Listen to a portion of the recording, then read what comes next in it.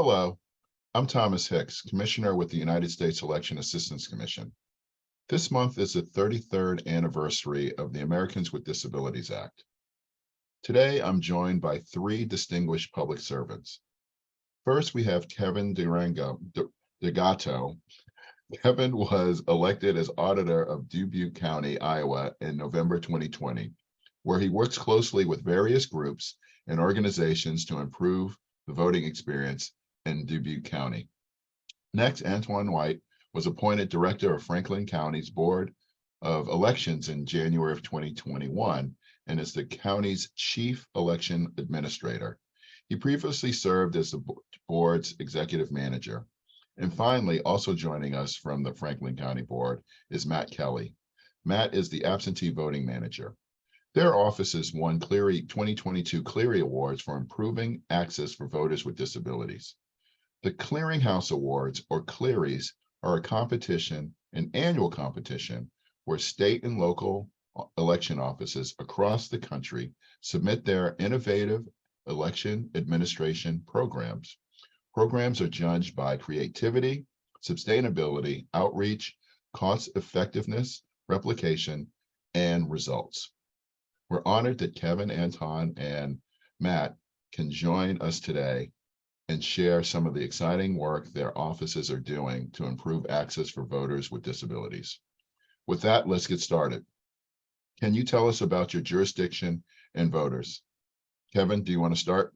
Yeah, absolutely. Thank you for having me here. It's a great honor. So Dubuque County, Iowa, located right where Iowa meets Illinois and Wisconsin, has approximately 100,000 people in it. We currently have just a tad over 69,000 registered voters. And when working with our disabilities community, we have between 13 and 14,000 people who identify having disabilities in our jurisdiction. And so that represents a large portion of our population, and a high percentage of those persons identifying with disabilities are over the age of 65. So that's also happens to coincide with our largest section of people who show up to vote. So that's a very key metric for us here in Dubuque County. Antone? Sure, thank you. And thank you to the EAC for the opportunity today. And we're proud to be honored with the Cleary Award. Franklin County, Ohio is where Columbus, Ohio is, Columbus, Ohio is the seat. It's the capital city of Ohio. Franklin County has about 1.2 million residents. We have approximately, right now, about 875,000 registered voters here in Franklin County. So we're a fairly large county, the largest in the state of Ohio. We have a very diverse population here in Franklin County. And so one of the things that we always look at is voter experience. And so we know that we have a diverse amount of people who come and visit our early vote center, whether there are folks with disabilities or older folks or any manner of folks. So that's some of the things we take into consideration in designing our efforts in our early vote center operations.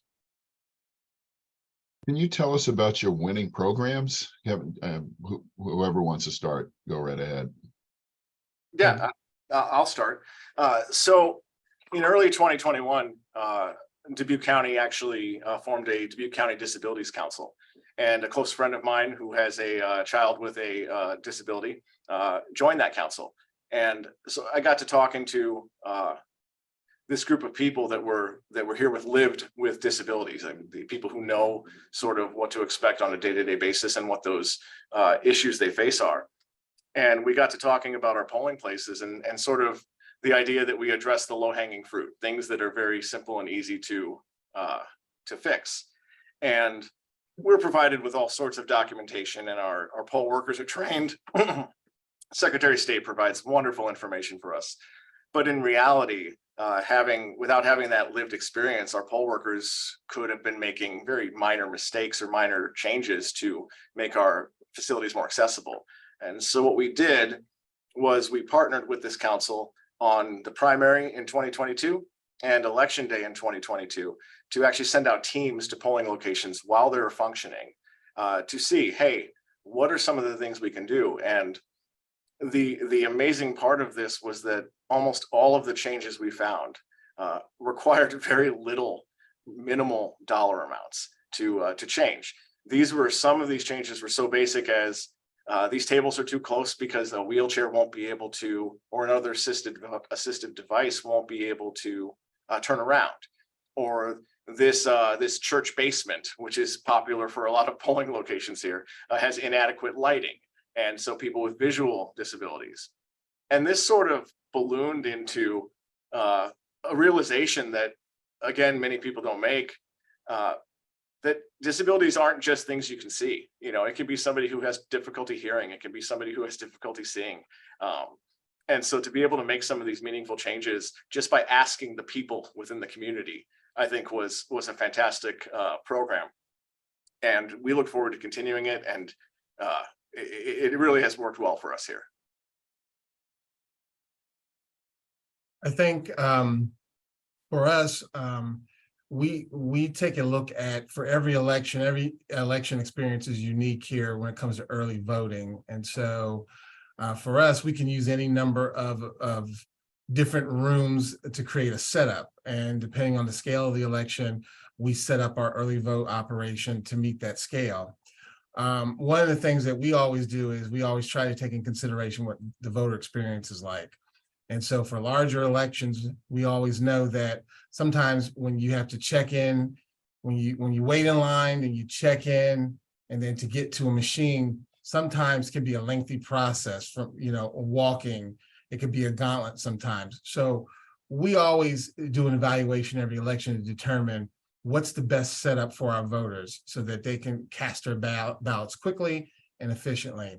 Matt Kelly, who I'll let talk about our program here, he's the leader of our early vote center and our absentee ballot mail program. He has a team of folks who do that assessment every election. So I'll let Matt kind of talk about his process and what they go through. Sure. Thanks for having us, and thanks for highlighting this program, and thanks for the award. We're very pleased and proud. What we do in early vote prior to setting up our early vote footprint or scheme, we always look at traffic flowing one way, so voters can come in, check in, and go to a voting machine, and then go to an electronic ballot box and exit, all via a one-way direction. So we always take into consideration how many steps people are taking as they're going through the process.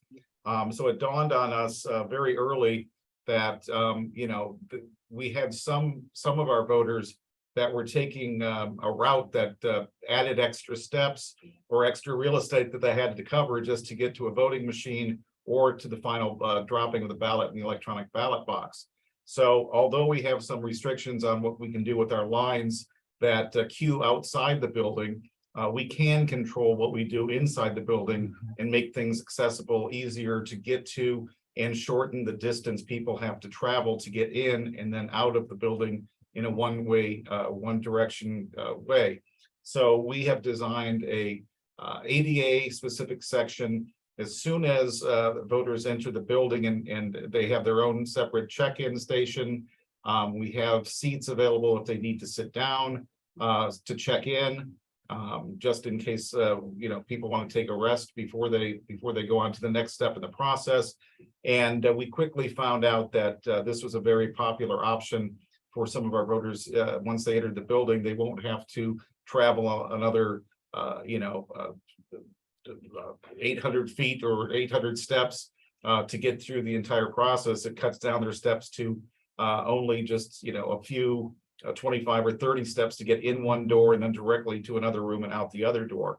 So as we found out this was a very popular option, we started adding voting machines to that section and pipe and drape to actually expand the section because it was very helpful to a lot of people. In Franklin County, our early vote center, it's the largest vote center or highest volume vote center in the state of Ohio. So we always look at our numbers and we always realize that there's going to be a very high percent of folks using even a cane or using some assistance or a walker that they can use to sit down when they need to. And so we've taken all of these things into consideration when we design an ADA specific section right inside the door. We provide them with their own ballot box so they don't have to travel to go to the ballot box, and we get them in and out as quickly as possible. So we're very proud of the setup, and it makes sense to us, and it makes sense to our voters. So we're very proud of the award and the recognition. Well, Franklin County actually expanded the ADA station from 3 to 12 accessible kiosks at the Early Vote Center. Can you tell us a little bit more about the initial resource allocation and then the decision to expand it? And then what are some of the recommendations that you may have for other offices that are looking to expand to a similar program? Sure. Yeah, we did start out with just a handful of machines. We look at our past voting patterns or experiences in early vote. We are open for, 4 full weeks of early voting. In most elections and presidentials, it's weekend voting as well. But we looked at how the volume goes over those 4 weeks. And we start off kind of a gentle slope going up, and then that 4th week we really explode with the volume as we get closer to election day. So I always tease my staff and say that's why we have everything on wheels, because we are always operating on the fly, able to add machines where we need. We find out this area needs tweaking because we've got too many machines, maybe in one section, and we need to spread them out. So it's really how we go through the first few days and how we see voters, again, voter experience, seeing how they approach the building, how they, once they get inside the building, what their needs are, and we expand our section as needed. So that's the beauty of having things on wheels. We can wheel in what we need, and having pipe and drape, we can make something a few feet wider, a few feet taller, a few feet this way and that way, and just manage the real estate as necessary. From a resource perspective, we can reallocate staff, we can reposition staff. There's really not a lot of cost to this. We have the equipment, we have sort of the material internally. So it's really just an analysis. You just have to monitor it and see what works best. It really comes down to trial and error. But the more you pay attention, the more you talk to voters and engage voters about their experience, the more you learn, and the more we can then adjust our operation to meet their needs. Great. Kevin, your partnership with the Dubuque County Disability Council highlights the importance of working with the community. How are you continuing this partnership in 2024? And do you have any suggestions for offices looking to form this type of strategic partnership? Yeah, I think Antone touched on it a little bit, that it's about communication and talking and meeting with people. Our plans for 2024 are the same as they were in 22 and 23. We're going to continue to take small bites of the elephant and visit the handful of polling locations we have the ability to visit on election day with members of the Disabilities Council. Sometimes it'll be staff. Last year, I was lucky enough to be able to do some of these assessments myself, which is very interesting. For other jurisdictions looking to sort of take on a model like this is not difficult to do. This is allocating a little bit of your time to have conversations, and you don't have to have a disabilities council to meet with. Everybody should know somebody who has some sort of disability. We're all one step away or a car ride away from a disability. And at the end of the day, these programs like this don't cost. I mean, to Antoine's point as well, for allocation, we had most of the things we needed. What we didn't have was the knowledge of what we needed to do with them and how we needed to reorganize our polling locations to make them more accessible. In some cases, we bought some lights and some larger, spaces for people to work within. But the model for the general, for jurisdictions across the country would simply be starting that conversation with somebody who has that lived experience. And, you'll be able to throw away all of the things that you knew about how to set up a polling location and really be able to get down in the weeds and figure out, those handful of changes. And they're meaningful. The smallest change can be meaningful to one voter. And if you have one voter's experience better, it was worth all of the time and effort at that point. Were there any major difficulties or barriers that you faced with this, Kevin? I think one of the biggest barriers is always our precincts that we choose. We up until a handful of years ago, we still had people's garages where we would have as a polling location, and with some of the churches and some of the dated infrastructure, it is difficult. We can't necessarily tell the church or tell the place that we're at that we need them to install high intensity LED lights so that people can see what they're doing. So a lot of it is, sidewalk shifting and some of that infrastructure that is not, a little more uneven. And we have ways around that. We have things we can do. But one of the biggest challenges is outdated polling locations. That we have a handful of places that we are lucky enough to have very, very great access all the way around. And those really are the standard. And so just sort of trying to get those other places up to that same level so that the experience a voter has, whether it's in Dyersville or Dubuque or up in Durango, which is population 8, that everybody is sort of experiencing the same, having the same experience when they vote. Great. Antone and Matt, were there any real difficulties or barriers that you faced when implementing this program? I can't think of any offhand. Again, it's just looking at the resources we have available and allocating them as we predict volume to be, and then working every day to kind of monitor and analyze what the volume is and what's needed the next day or the next week. So it's easy to do if you're a good planner. If you're willing to spend the time doing the planning, you can create a great plan that alleviates headaches before they start. So we always look at, taking the time and effort to sit down with our internal staff here and actually look at the map of the room. We look at security. We look at all those things. Again, it goes into multi layers of planning from multi different sources. And if you're willing to spend that time, that precious resource of time to do the proper planning, it's fairly easy to implement. Yeah, planning and execution. I mean, that's really what it boils down to. Right. Now, all of you kind of touched on this a little bit, but are there any real implementations that you're going to focus in on 2024 to expand the programs or change it a little bit? Yeah, so one of the things we are going to add is we're going to be adding more assistive voting devices. We actually just signed a contract for new equipment. And so some of our ADA devices were from 2014 substantially. The technology is changing faster than people can adapt to. With our new equipment, it is a much more of a sort of a tablet-like experience. And so what we are going to try doing is adding more of those to each polling location. We've actually allocated funds to be able to provide more than just one of those devices. Additionally, placing those devices in our polling locations in a way where they're not segregated from the other booths. Oftentimes you'll walk into a room and you'll see like, okay, here's where people are voting. And then you look over here and here's where the assistive device is off in the corner, plugged into the wall. So we have spent a lot of time, you mentioned maps, polling locations. We've spent a lot of time mapping out our locations and sort of giving our poll workers that level of instruction so they know where everything goes and so that everybody can feel as though they're part of the process and that no one's singled out. So that's something we're really focusing on in the upcoming 24 election. Yeah, I think we'll continue on the same path we've been on.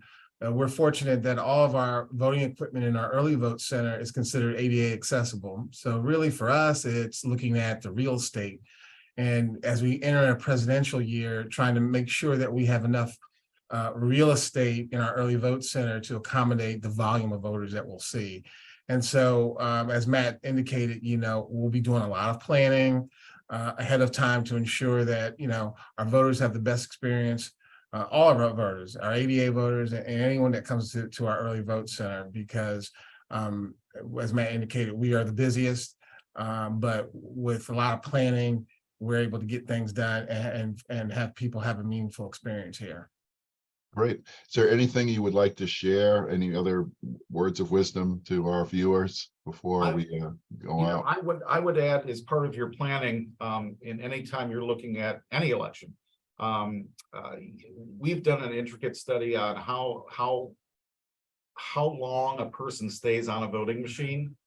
We actually did a mock election back in prior to the 2020 presidential election, where we did a barcode on someone's shoulder, where we scan gunned different steps in the process, the barcode, so we could time people on how long it would take them to vote a presidential ballot on our machine. That comes into play as far as machine allocation, how long people are taking. Some people read every single letter of every word, and then some people just know what 3 things they want to vote on, and they do their business and get out early. But we take all that into consideration when we're planning. So build in how long voters stay on machines and get a nice average as your benchmark. Yeah, and I'd say this conversation today really shows that whether you're the largest county in Ohio or whether you're in a county where you have more cows and corn stalks than people, that this is something that is accessible to everybody. This is something that is doable. You don't need, I mean, sure, all the money in the world is great. You're never going to meet an election official who doesn't say we need more money.